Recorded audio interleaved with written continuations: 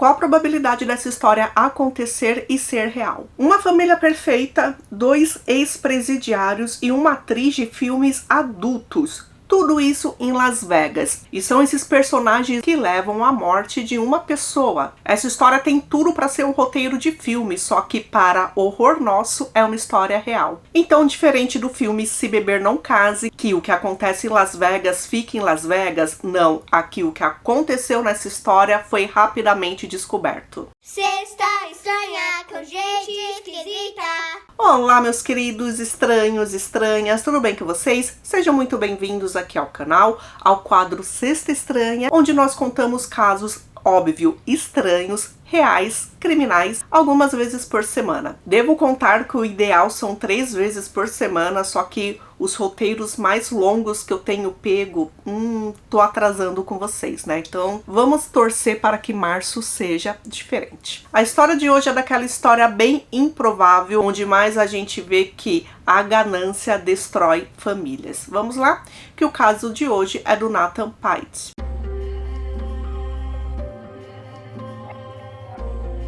Nathan Joseph Villagomes Pite nasceu dia 12 de fevereiro de 1982. Ele nasceu na ilha de Guam, que é uma ilha bem pequena. Lá antigamente era território da Espanha, porém a partir de 1950 ficou independente e hoje é território dos Estados Unidos. Então, quem nasce, quem vive lá, é cidadão americano. Inclusive, há uma base militar americana lá, há muitos militares americanos, e fora isso, realmente não tem muito o que fazer. Quem vive lá é quem nasceu lá. E é onde nós conhecemos Michelle Chaco. Ela nasceu em 1981 de uma família grande, com várias pessoas, muito amorosa. Michelle e Nathan, ou Nate, como era chamado também, cresceram naquela ilha idílica. Então vocês imaginem como deve ser gostoso colocar o pé para fora de casa, sentir a sensação da areia, da água do mar. Deve ser bem gostoso mesmo, né? E assim os dois cresceram. Os dois se conheceram na escola. Rapidamente ele se apaixonou por ela e ela também se apaixonou por ele.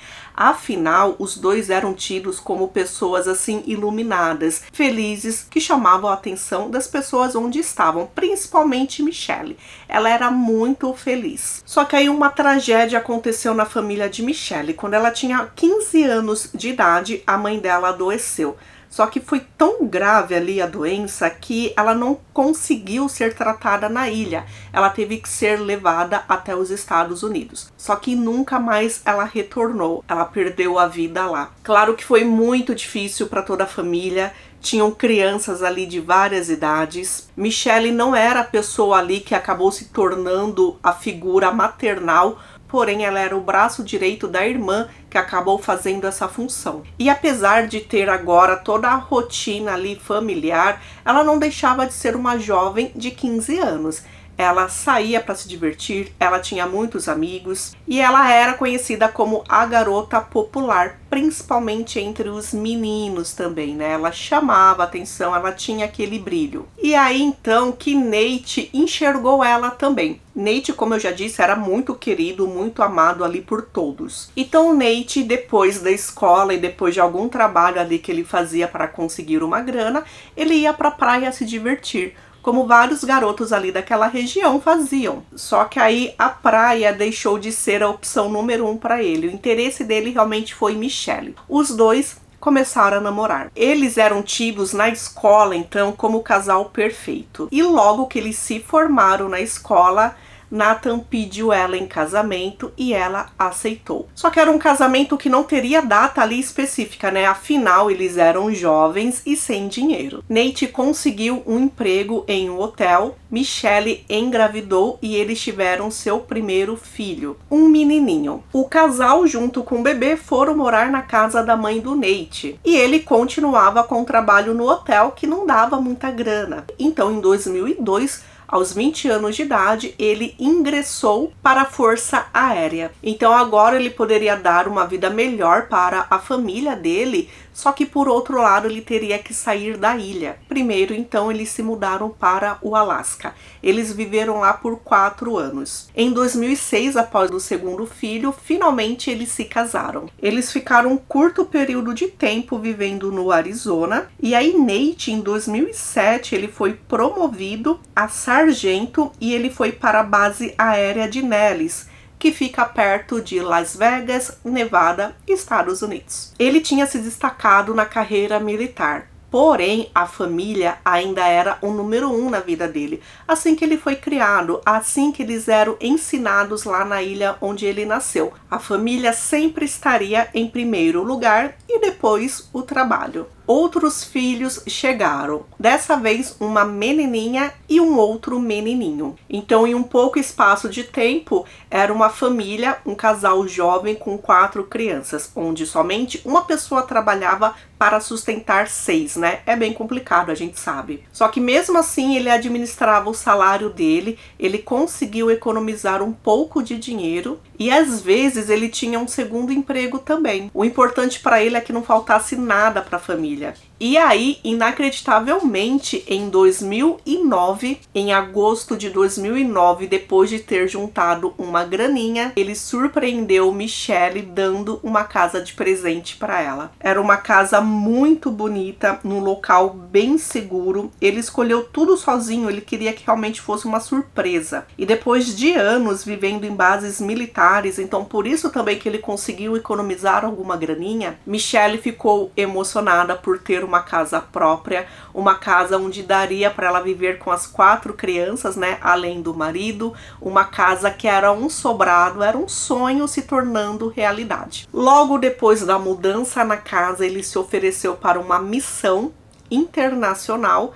Michelle, claro, ficou bem preocupada, só que ele queria realmente que a passagem militar dele fosse algo de orgulho, tanto para a esposa como para os filhos e para a família em geral. Michelle ficou em casa com as 4 crianças com medo que alguma coisa acontecesse, tanto com ele externamente como com ela e com as crianças, né, ali sozinhas. Porém, apesar daqueles primeiros meses difíceis, ela se adaptou super bem, ela conseguiu, né, levar a família ali sozinha. A missão no exterior dele fazia com que ele tivesse uma renda maior e Michelle conseguiu um emprego de meio período, onde ela trabalhava em uma empresa de telemarketing. 6 meses depois daquela missão, Nate voltou para casa antes do Natal e conseguiu comemorar junto com a filha o aniversário dela. Mesmo depois dele ter voltado, foi importante para Michelle manter o emprego dela, né? Era uma forma dela se tornar uma mulher independente também, era muito importante. E fora isso, ela começou a estudar também, ela frequentava uma escola para se tornar esteticista. Em 2010, que é onde acontecem aí os fatos, o casal está junto há 12 anos, eles são tidos como um casal e uma família feliz. Eles são um tipo de pessoas que quando estão com outras pessoas, eles se elogiam. Sabe aquele casal que fica achando defeito no marido? Ah, porque fulano deixa a toalha jogada. Ai, porque minha esposa deixa a maquiagem jogada. Não, eles não faziam isso. Ao contrário, eles se elogiavam na frente das outras pessoas. Como, eu tenho o melhor marido do mundo. Como a minha esposa é maravilhosa. Era isso que eles faziam. E aí, era 1º de dezembro de 2010. Nathan tinha dormido à tarde porque ele estava trabalhando à noite. E naquele dia específico, inclusive, ele estava até atrasado porque ele tinha dormido demais. Então, ele ligou para um colega dele, pediu para o colega dele continuar cobrindo, né, o horário dele até que ele chegasse ali, porque ele ia se atrasar um pouco. Então, ele estava se arrumando para sair e é sempre o que ele costumava fazer. Ele foi até a garagem, abriu a porta da garagem, enquanto ele se sentava ali para colocar os sapatos. E aí Michelle, que estava no andar de cima de casa, ela escutou o barulho, que ela considerou ser 2 tiros. Ela desceu correndo e antes de chegar na garagem, o marido já estava entrando em casa. Ele estava assim todo vermelho, ou seja, sujo de sangue, e ele caiu ali no chão da casa deles. Imediatamente, sem pensar duas vezes, Michelle ligou para a emergência e foi uma ligação assim que disseram bem angustiante, onde ela fala que o marido recebeu tiros e está caído ali, né? E aí ao fundo dá para escutar quando as crianças viram também aquela cena e você escuta as crianças chorando. Gente, tava um terror ali na casa deles. A emergência chegou, eles chegaram bem rapidamente, eles levaram ainda com vida até o hospital, só que ele recebeu vários tiros. Esses tiros atingiram várias partes diferentes do corpo dele, inclusive até no pescoço. Então, mesmo ele tendo chegado com vida até o hospital, infelizmente ele não conseguiu sobreviver. Nathan morreu aos 28 anos de idade. Então a polícia logo começou a investigar. Eles escutaram ali a versão da Michelle, então parecia que era um roubo que deu errado, só que era uma região bem tranquila, bem segura, onde esse tipo de coisa não acontecia. Nate teve o cuidado de comprar uma casa para a família numa região segura, né? Ele fez o certo. Então, o que a polícia imaginou é que Nate era um alvo específico, não era aleatório. Eles não tinham pista de nada, gente, de nada. Então, o que eles fizeram foi bater de porta em porta ali nos vizinhos e contar com a sorte para que alguém tivesse visto ou ouvido alguma coisa. Gente, tem vários casos que são resolvidos ou que são descobertos por donos de cachorros. Pois é, a gente tem que levar os cãezinhos para passear, né? E vários casos eu percebo que quem encontra ali de repente o corpo é o tutor de um cãozinho que está passeando com ele, aí o cãozinho vai lá, cheira e descobre realmente um corpo, né? E quem deu também a luz, nesse caso, tinha sido também tutores de um cãozinho, só que dessa vez um cãozinho fujão. Um casal de vizinhos estava procurando o seu cãozinho que tinha fugido, então eles estavam ali em algumas ruas sem saída. Eles escutaram tiros e logo em seguida eles viram um homem correndo. Esse homem entrou em um carro preto, eles viram realmente qual era o modelo do carro. Só foi o tempo de ligar os faróis para ligar o carro e esse carro saiu no escuro. Era assim algo suspeito, né? Então, passando a descrição ali do carro para os investigadores chegaram em Michelle e perguntaram: olha, você conhece alguém que tem o carro assim, assim, assado? E ela disse que sim. E quem tinha um carro exatamente com esse modelo era um homem chamado Michael Rodrigues, que era um vendedor que trabalhava junto com ela. Ela trabalhava naquela empresa como operadora de telemarketing e ele era um dos vendedores. Ela disse que esse Michael era muito sedutor. Todas as mulheres caíam, sabe, no papinho dele. Ele também flertou com Michelle e Michelle, que estava sem o marido durante muitos meses, acabou entrando na brincadeira. Só que ela disse que era tudo inocente. Então era aquele cara que chegava, elogiava, perguntava: ai, você cortou o cabelo? Tá bonito. Ah, você hidratou o cabelo? Ai, você quer que eu pegue um café para você? Então eram essas gentilezas assim que ele fazia com ela. Então ela disse que uma vez aceitou que ele comprasse um café para ela e uma vez eles saíram para almoçar juntos. Só isso. Só que a partir do momento que Nate voltou para casa, ela nem mais conversava com esse Michael, porque ela nem precisava mais desses mimimis, porque ela tinha Nate que fazia isso. Só que aí a polícia já pensou: poxa, será que esse flerte entre eles, Michael levava sério demais? E aí quando ela passou a dar um gelo, ele ficou revoltado e aí descobriu que Nate tinha voltado para casa e resolveu fazer isso que fez. Jogando o nome de Michael no sistema, a polícia descobriu que ele era um ex-presidiário. Ele já participou de roubo de carro e de golpes, ficando um bom tempo preso. Ele tornou-se então uma pessoa de interesse. Os detetives passaram a vigiá-lo de longe. Então, no dia seguinte, quando ele saía de casa para trabalhar, ele saía exatamente com a mesma descrição do carro que aquele vizinho tinha visto, que na verdade era um carrão, gente, era um Cadillac. Os policiais pararam ele ali, né? Afinal, ele estava indo para trabalhar, levaram ele para a delegacia, onde começariam o interrogatório e também colocariam o carro dele para passar por análise. Michael falava bem demais. Ele era um bom vendedor, provavelmente. e ele tinha sim um álibi para aquele 1º de dezembro. Ele ficou se gabando que ele era muito bom com as mulheres, todas caíam no papinho dele e coincidentemente ele estava no Walmart, no mercado, quando ele encontrou uma atriz de filmes adultos. E aí ele foi lá, eu assisto os seus filmes, né, e tal, eu sei quem é você. E aí ela caiu rapidamente no papinho dele. E aí, aquele cara que tinha saído apenas para ir no mercado, ele estava saindo de lá com um encontro com uma deusa de filmes. Pelo menos na percepção dele, né? Eles foram ao aeroporto, ficaram ali batendo papo, conversando e ficaram vendo os aviões decolando e pousando. Saindo dali, eles foram para um hotel próximo. E lá eles tiveram relações íntimas. Para comprovar realmente isso que eles fizeram, ele mostrou vídeos do celular dele, onde realmente ele teve esse encontro com essa mulher, e eu espero, né, realmente que ela tenha autorizado ali a gravação. Como não falaram nada exatamente, né, se foi algo escondido ou não, então provavelmente ela sabia que estava sendo filmada. E sim, ele daria o telefone daquele encontro daquela mulher para que os policiais entrassem em contato com ela e realmente ela iria confirmar o álibi, né? Realmente foi algo que aconteceu. Eles realmente fizeram isso e realmente o álibi foi confirmado. Já tinham passado 7 dias.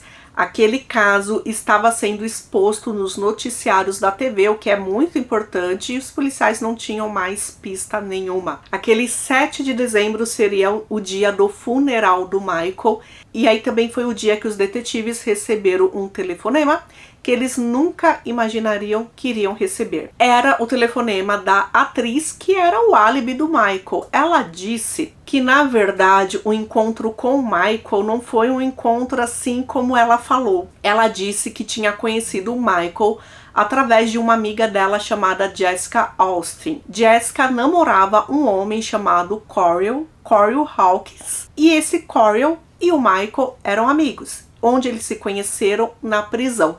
Então nós temos aí um outro ex-presidiário. Jessica então entrou em contato com essa amiga atriz e perguntou se ela poderia ser o álibi do Michael, porque Michael e Coryell iriam fazer um roubo. Eles iriam roubar um traficante de heroína.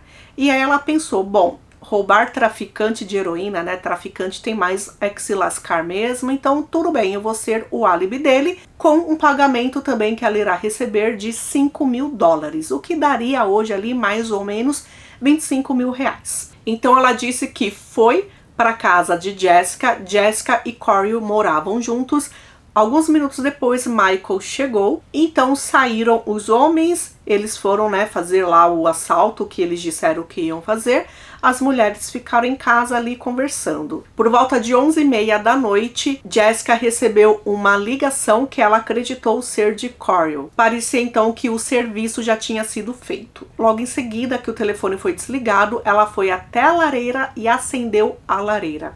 Quando os homens chegaram, eles tiraram todas as roupas que eles estavam usando, jogaram ali, e aí se tinha algum resquício de algum crime, tinha sido queimado na lareira. Michael e a atriz saíram e eles estavam dirigindo até o hotel. Enquanto Michael dirigia, ele falava o caminho inteiro, principalmente reforçando como seria ali a conversa do álibi, o encontro deles casualmente ali no Walmart. E aí eles foram para o hotel e encenaram o que os policiais viram depois ali no celular dele. E aí o que fez essa atriz mudar de ideia, né? Bom, ela disse que desde o princípio aceitou ser o álibi de Michael porque imaginaram que eles iam roubar alguém que não é nada do bem, né? Um traficante. Só que quando ela viu aqueles noticiários na TV falando da morte de Nate, que era um pai de família, que era um homem responsável, que era um militar, que era uma pessoa correta, ela juntou as peças e falou, não, gente, pode ser que seja isso. E aí,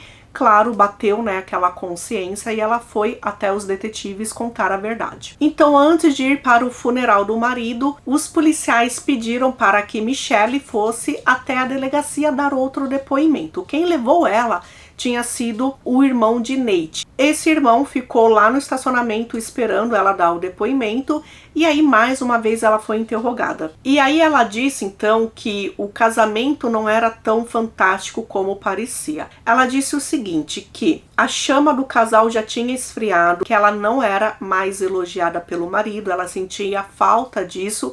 E aí, por outro lado, ela tinha Michael no trabalho, que era muito bom de papo. E ela caiu no papo dele, passando a ter momentos íntimos com o colega de trabalho. Só que ela disse que não foi nada assim, nossa, paixão, tal. Ela falou que aconteceu e tudo bem, sabe? Ela não queria nada sério com ele. O marido já tinha voltado e ela, percebeu que foi até besteira ela ter se relacionado com Michael. E aí ela disse que Michael demonstrava muito interesse pelo marido, chegando até algumas vezes a falar, sabe que se ele morrer, por ele ser um militar, você receberá uma boa grana. E aí ela não gostava desse tipo de papo, porém, soltando ali nas conversas, ela comentou com ele que ele tinha apólices de seguro de vida no valor de $650 mil.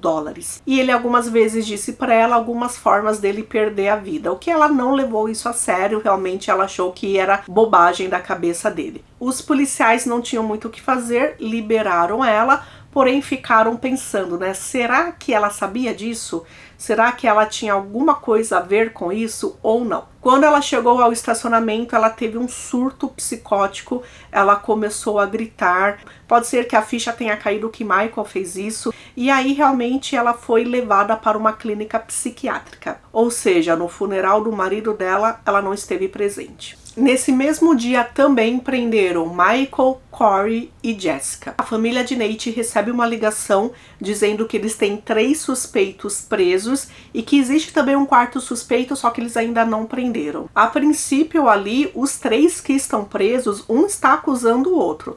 Só que aí dá para perceber que quem atirou foi Michael, e era importante Michael ter a presença de Corey, porque Corey era um homem forte. E aí nós temos Jessica, e Jessica, que também teria sido o álibi de Corey, ela também queimou as roupas dos dois. E depois de 2 dias de receber alta da clínica, assim que ela colocou o pezinho para fora, Michelle foi presa também. Ela foi presa e acusada. A família ficou em choque quando descobriu que ela era a 4ª suspeita. Logo que foi preso, Michael confessou. Ele confessou o envolvimento dele.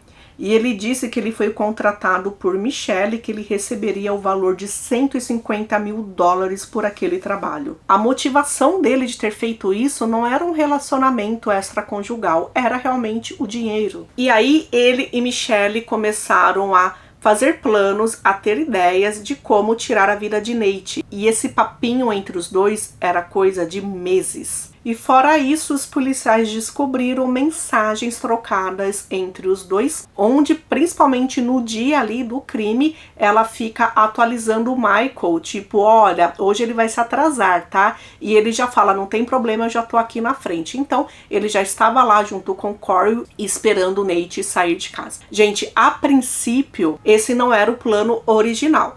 Eles iriam raptar Nate, levar ele para o deserto e lá eles tirariam a vida de Nate e aí, algum dia, então, o corpo dele seria descoberto. Só que Nate, assim que percebeu que seria alvejado, o que ele fez? O que o instinto dele fez com que ele fizesse?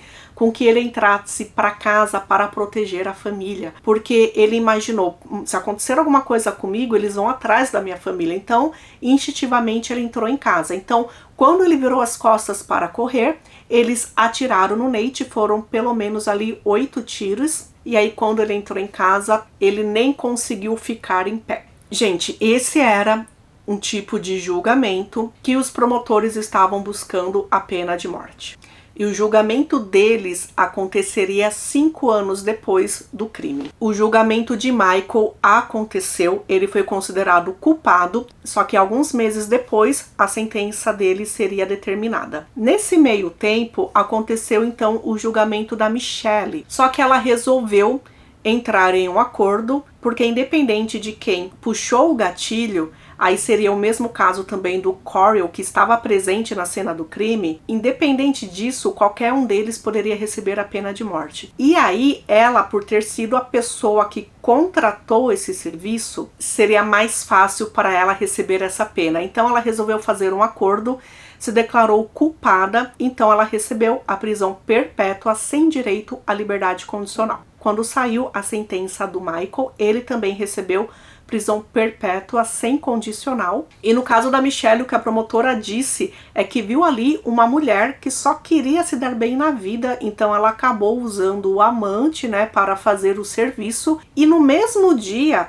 que aconteceu o crime, no primeiro depoimento dela, ela já acusou o Michael, já disse que ele tinha um carro preto. Ela nem tentou, né, fingir que não. Ou seja, ela queria que ele fosse preso, que ele fosse relacionado sozinho com o crime, e aí ela ficaria com todo o dinheiro da pólice de seguros, voltaria para a ilha e teria lá uma vida de rainha. Corey Hanks também recebeu a prisão perpétua sem direito a condicional, e Jessica Austin se declarou culpada, fazendo um acordo. Ela se declarou culpada de conspiração criminosa. E gente, eu procurei e não consegui achar a pena que Jessica recebeu. Se eu achar aí durante a edição desse vídeo, eu venho, claro, e coloco aqui pra vocês. Gente, ninguém da família imaginava que Michelle poderia fazer isso. Então foi bem difícil para toda a família escutar da boca de Michelle que ela tinha sido culpada, que ela orquestrou tudo isso. Um parente do Nate disse que o que Nate mais queria na vida era poder ver os filhos crescendo e poder levar a filhinha dele até o altar no dia do casamento dela, e que Michelle tirou isso da vida de Nate. Outras pessoas da família também disseram que ela era um monstro. Além de tirar a vida de um homem bom, de um homem correto, que fez tudo na vida só para dar o melhor para ela e para os filhos, ela deixou 4 criancinhas sem o pai, e ela também deixou 4 criancinhas sem a mãe. As crianças hoje vivem na ilha de Guam e elas são criadas pela família. Então tá aí, gente, uma história que dá para ser um roteiro de filme, sim. Infelizmente foi uma história real. Infelizmente a gente vê uma mulher que tinha uma vida boa, uma vida decente, porém ela queria uma vida de rainha com 650 mil dólares. Mesmo que para isso ela tenha que passar por cima do homem que nunca imaginou que ela faria mal a ele, e passar por cima dos 4 filhos, gente. Cadê o amor dessa mulher, né? Possivelmente nunca existiu. Possivelmente ela sempre foi uma atriz. Então é isso. Esse é um caso de hoje. Se inscreva aqui no canal se você gosta desse tipo de conteúdo, para não perder os outros vídeos. E a gente se vê então no próximo caso, tá bom? Beijinhos e fiquem bem.